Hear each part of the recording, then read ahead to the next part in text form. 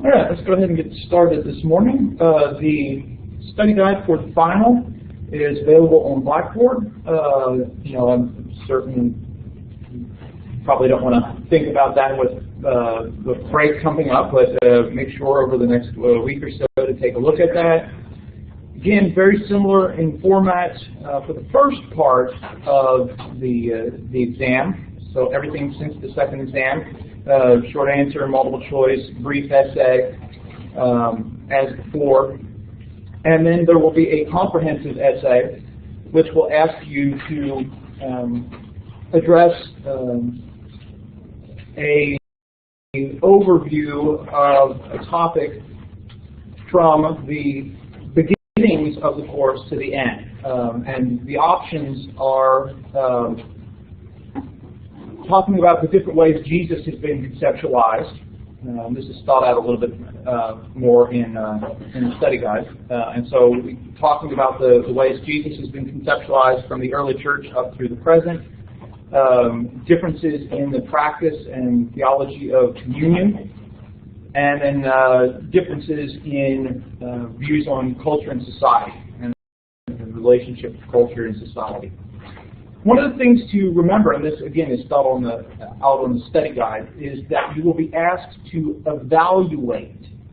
Right? So I want you to describe, but then also evaluate. So you need to think about, are these developments, are they biblically sound? Do they make sense theologically? Right? So that component is also a very important part of that comprehensive essay.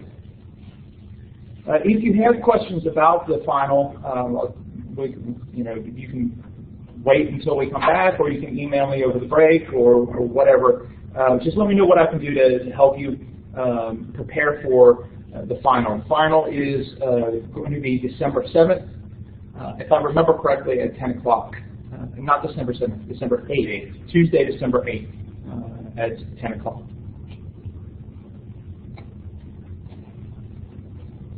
Before we break for Thanksgiving, we have a few things to finish up with respect to the 20th century. And when we finished on Tuesday, we were talking about the Second Vatican Council, or Vatican II as it was sometimes called. The development within Catholicism in the latter 20th century, an attempt to modernize Catholicism. And so John the 23rd, elected Pope in 1968, called for a worldwide council, gathering together the world's bishops, which there were just under 3,000 bishops across the world at the time, gathering them to discuss ways in which the Catholic Church could modernize.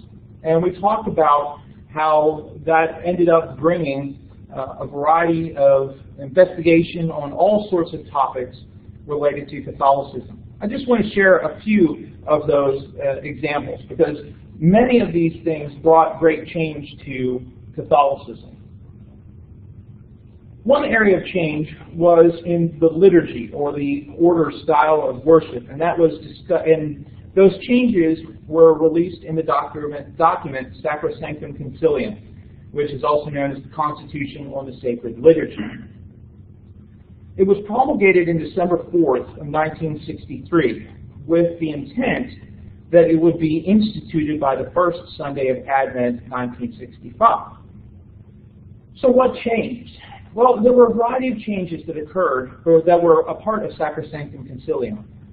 First was the way in which the worship space was organized. Over the centuries, we had talked about changes to the practice of the Eucharist or communion. And we briefly mentioned how a lot of Catholic conception of the Eucharist was focused on the idea of sacrifice. And so the Mass was often considered in terms of sacrifice. And so instead of a communion table, the worship space included an altar. Well, the altar was placed at the very, very front of the sanctuary, the worship area, and when the priest performed much of the Mass, he did so with his back to the audience. And so he was making a variety of signs, movements, lifting cups, lifting bread, with the congregation mostly staring at the priest's back. And a lot of people, especially in the United States, often felt disconnected to their worship because they were just spectators. And they weren't required to do anything during all of this. And the theology was mostly that the priest was speaking to God on behalf of the congregation. One of the changes in sacred liturgy was the movement of the altar from the very front of the stage to now between the priest and the congregation. So much of the Mass, much of the service now being done with the priest facing the congregants. Now, for some people, this was welcome because it made them feel as more a part of worship. For others, especially older or more traditional Catholics, felt that this was sacrilegious. The priest was to be talking to God. He was not to be talking to the people. It also made a lot of the priests nervous because when you have your back to the audience, if you make a mistake, nobody knows, right? And you move on. But when you're facing everybody, if you make a mistake, it becomes more obvious. And so the priests became nervous. Additionally, with the altar change also came a change in language. Since the Council of Trent in 1545, the Mass had pretty well been set, and had been set in Latin. So everything that was said was done in Latin. The words of the prayers, the words of exhortation. But with the changes to the liturgy, the Mass was to be predominantly done in the local languages. And so if you were in a Spanish-speaking area, the priest was to say things in Spanish instead of Latin. It was to be done in English, in English-speaking areas, etc. So now the congregants could know what was being said, right? Because they didn't speak Latin, right? So had mostly no idea what was going on. And then the final change to the liturgy was the requirement of participation on behalf of the congregation, incorporating people to participate in the service, reading parts of Scripture, responding in certain ways, the priest saying something, the congregation saying something back. The reintroduction of congregational singing, which since the 1200s had been relatively unknown within Catholicism. Choirs sung, soloists sung. In fact, some people were convinced that this was not something that was to be a part of the Mass. And one individual wrote a book called Why Catholics Can't Sing, which, of course, on one hand is theologically, but on the other hand, So for some people, they welcomed these changes. And for the priests that were supportive of this, for the 2 years leading up to the first Sunday of Advent, relatively December, of 1965, they prepared their congregations. They talked about why this was a good, positive change. Other priests simply said, oh, by the way, next week it's going to be different. And so there was a little bit of a divide among people.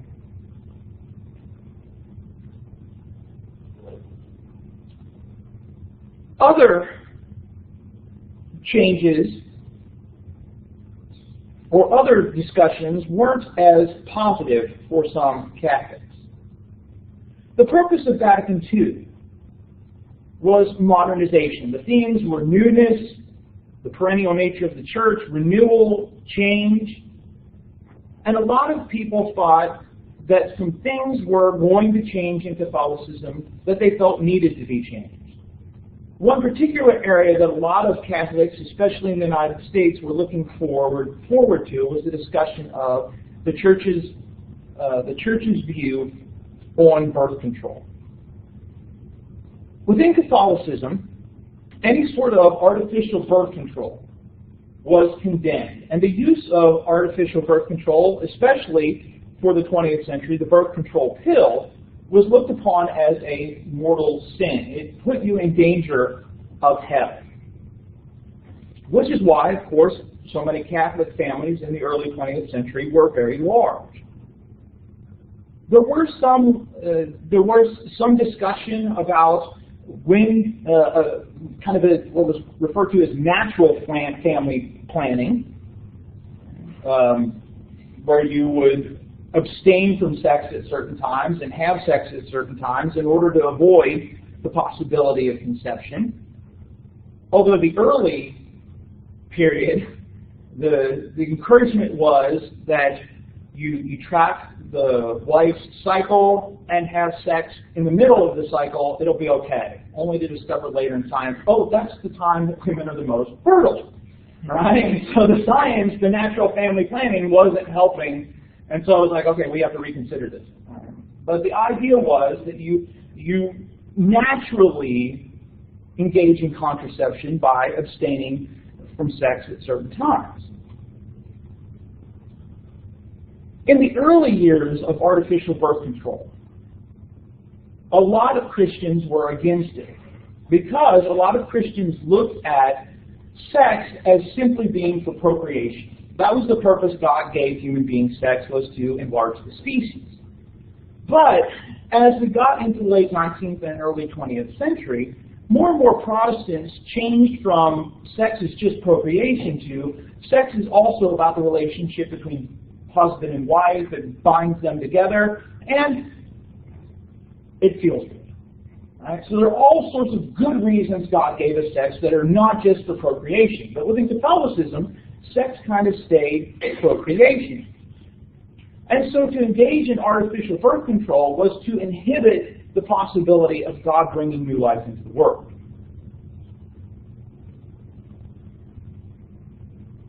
But with large families came a lot of stress and strain on a lot of Catholic families. Large families, of course, brought economic consequences. They brought physical consequences to the women who were having so many children.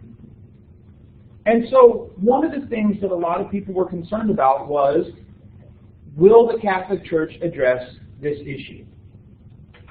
And so John the 23rd agreed to organize a birth control commission within the Second Vatican Council that would address the issue of the Church's stand on birth control. Originally, there were 6 members in the first version of this committee. Only 2 of them were priests. The other 4 were lay people, common Catholics. 2 of them physicians, 1 a sociologist, and 1 a demographer, right? Looked at statistics and stuff. The council, this committee, met 2 times in 1964. They've been studying the issue, wanted to know, well, okay, how does the pill work? You know, is this something that is against some of the Catholic teaching?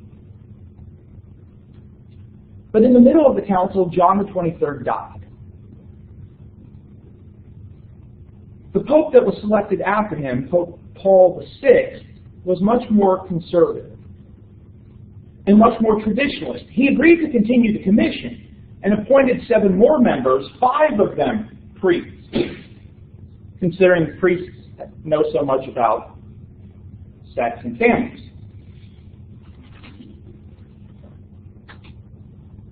A lot of the meetings of this next version indicated that they were rather reluctant to condemn the pill. And so the American public especially started to get the idea that maybe there's an open-endedness to this question. Maybe there's an opportunity here for the Church to change its mind. The Commission asked for more lay members, particularly women and married people, thinking that this role of experience would be important. And so Paul VI appointed 43 new members, 34 of them lay, 3 married couples, and 5 women. And the Pope, in doing so, expressed the importance of married couples' voices in this issue. In an interview he does with a journalist, he expresses some doubts about the Church's view on the birth control pill. In 1965, the document Gaudium et Spes, Joys and Hopes, is released from Vatican II. The focus of it is the Church in the modern world. And one of the things that was emphasized within it was the dignity of all human persons. But they also addressed family issues. Quote, marriage, to be sure, is not instituted solely for procreation. Additionally, the document also talked about the responsible transmission of life. We're in a period of the 20th century where there's starting to be concerns about population, overcrowding, uncontrolled procreation, and all these other kind of things. And so this idea of the responsible transmission of life suggested to a lot of people, maybe they're suggesting that there needs to be the opportunity for Catholics to use birth control. Quote, sons of the church, and by sons they mean all people, sons of the church may not undertake methods regulating procreation, which are found blameworthy by the teaching authority of the church in its unfolding of the divine law. Right? So there's that kind of re-emphasis on, right, there are some methods that are inappropriate, but the church is unfolding divine law. It's coming to a greater understanding. With the doctrine of the magisterium, that's the teaching office of the church, this Holy Synod does not intend to propose immediately concrete solution. So there's this open-endedness. Right? There's this discussion. The wording kind of suggests maybe things are going to change. Vatican II ends without a decision being fully made about birth control, but the Commission continues. In 1966, the Vatican finally pressures the Commission that a decision needs to be made. And the Commission tends towards approving the pill. But a decision is suddenly made that all the lay members cannot be voting members. They can be experts, but they can't vote on the issue. In fact, only the 16 bishops and cardinals who are voted, who are part of the Commission, can vote. Only 15, however, actually vote. One of them, Karol Wojtyla, who would become John Paul II, abstained. He was actually in Poland and couldn't get to the vote. In 1966, several reports were issued as working papers. And with that comes the report of the vote. On the question of is contraception intrinsically evil, 9 voted no, 3 voted yes, and 3 abstained. There's some confusion. People view it as a divided commission. The majority opinion appeared to be you could use the pill, and people felt that this would be the decision. In fact, in the kind of majority report that comes out, the quote was personal responsibility of each individual. On July 25th, 1968, the papal document Humana Vitae was released. What did you say the vote was? It was 9 to the question, is contraception intrinsically evil? 9 voted no, 3 voted yes, and 3 abstained.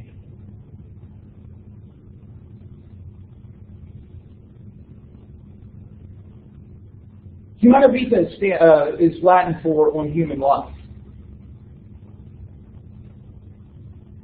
In the document, Pope Paul VI said it was absolutely immoral to use contraception. He admitted to the existence of the commission, but ignored it because there wasn't a unanimous decision. In fact, in the document it says, quote, a reciprocal act of love which jeopardizes the responsibility to transmit life is in contradiction with the design of God. Married people in the commission felt hurt because their views were essentially ignored. Catholic theologians issued a statement saying that the encyclical is not an infallible teaching, and that spouses may responsibly decide according to their conscience. And so there's this fracturing of theology in Catholicism, where the Pope is saying one thing and the theologians are saying another. In a Gallup poll done in 1968, 54% of American Catholics opposed Humana Vitae, while 28 of them supported it. We continue to see a lot of this even today with the recent issue of the Hobby Lobby decision, the question of the provision of contraception without copay through the Affordable Care Act, and a lot of Catholic institutions have been very critical of that, saying that it goes against the faith. But a lot of the common Catholics, however, don't have a problem with birth control. In fact, probably most of them use it in the United States. And so there's a disconnect here between what the hierarchy teaches and what is the common practice of the people.